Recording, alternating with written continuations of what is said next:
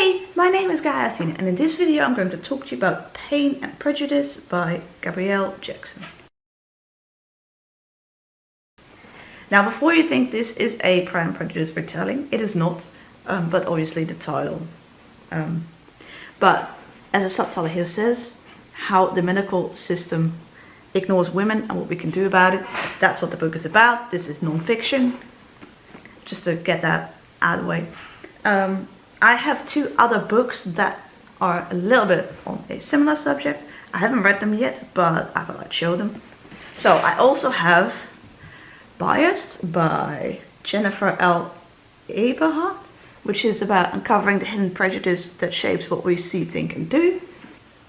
Which is, I think this is mostly about the United States of America. This book specifically, by flicking through it, but maybe it isn't.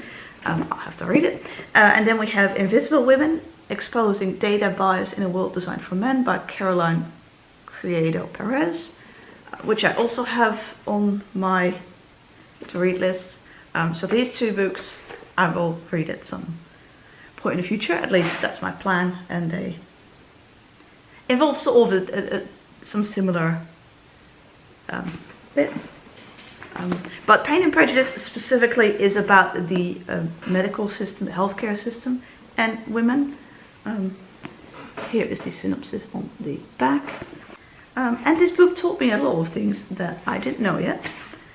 Now, this book was published in Australia, and the version that I have is an updated version. So the original was published in 2019. The version I have has been updated in 2021 when it was published in the United States and Canada, which contains an extra epilogue regarding COVID-19 and chronic pain. Here is the table of contents. And I really like this book. That's maybe not the right way of saying it, but I found it really interesting. Some of these things I knew, some of them I didn't. Obviously, feminism is a big theme in this book, and with that, the patriarchy and how the medical system is originally designed more for men, and how, for example, certain chronic conditions that occur much more in women don't get as much funding for research because it doesn't affect many men. And well, I thought it was really interesting to read. It taught me some stuff I didn't know, some stuff I did know. That makes sense. It also talks about, for example, the history of hysteria. It talks about menstruation, menopause, the female reproductive system, some culture aspects, and one thing that I thought was really good is that in the introduction, the author mentions, sorry, I'm trying to find the page, wrote a bit about, it says there, a note on language, in which she says that she is a cisgender woman, and you know, some notes on language and like trans and intersex and non-binary people's experience. And so I'm glad she addressed that, because obviously trans women are women, at least to me that's obvious, but because in the book it talks, for example, also about like things like uterus, and so the author then names it women and other people with uteruses, but trans women don't always have a uterus, obviously, so that doesn't make them less of a woman. But so she doesn't always write cis women, she didn't just write women, and she addresses that introduction, which I'm glad she addressed that, because that is something that I was worried about. So that's just something now going into it, that if you feel uncomfortable, like she says, introduction, that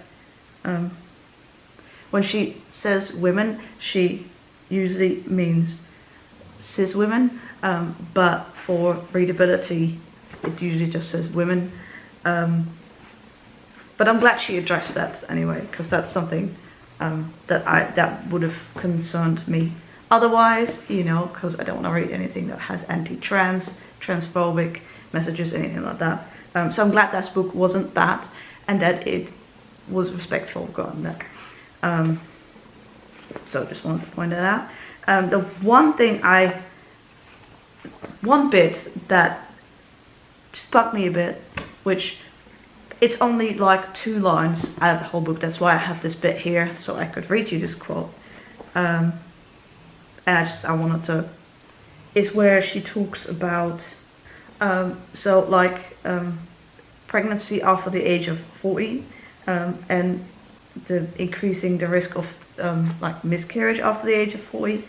And it talks about what happens when a man ages, the sperm becomes corrupt. Anyway, maybe I should just read it to you.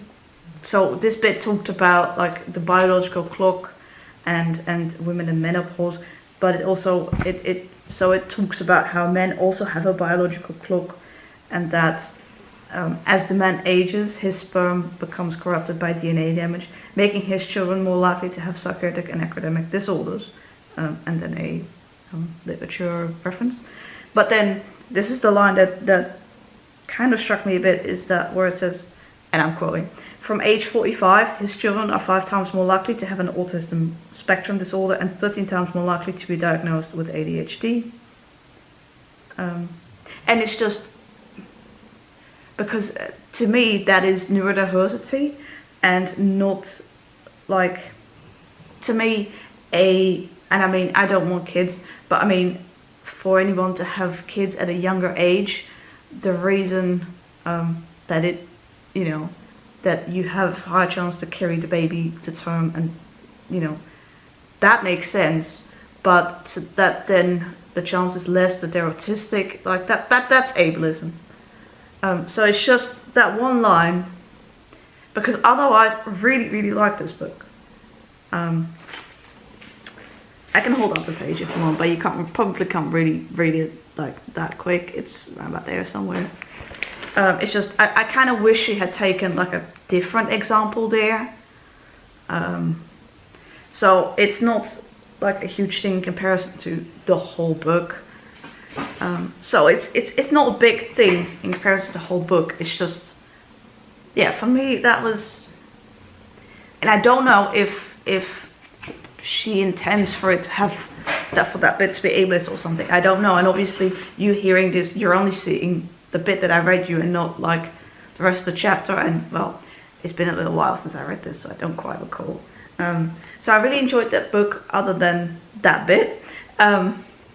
So I'm pretty sure I still gave it 5 stars on Goodreads, because I didn't feel like subtracting a whole star for that bit.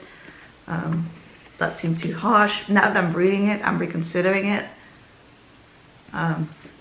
because I'm not really sure what she's trying to imply, but well, I don't recall reading what the rest of the chapter says. Obviously when I read that, I was into that. It looks like it talks about IVF and illness as control, female frailty. Well, you just gotta read the book, because it does have some very good things. I also learned the names of some conditions that I didn't know before, that I didn't know what it was or hadn't heard of, and so that was interesting to learn about. And yeah, also the history of hysteria, that chapter I thought was really interesting. That taught me a lot. The first chapter talks about the female reproductive system and how a lot of people can't properly identify all the parts of it, which I was I went to a high school of a, let's say, higher level, so I was educated about that as far as I can remember, and I remember that for the exam on like that, because that was part of biology, and so for each like chapter about something different, you got a different test for an exam thing. Anyway, I remember I did pretty well on that one. But obviously I know the Dutch words. I didn't know all of the English ones. So, you know, in that sense, that was good to... anyway. So yeah, overall, I thought it was a very interesting read. That bit was not sure how I feel about that, but the rest of it, at least, was very interesting, and it might be definitely one to reread at some point, because, well, it obviously has a lot of information, and I was on holiday, so I probably didn't take all of it in, which that's fair enough.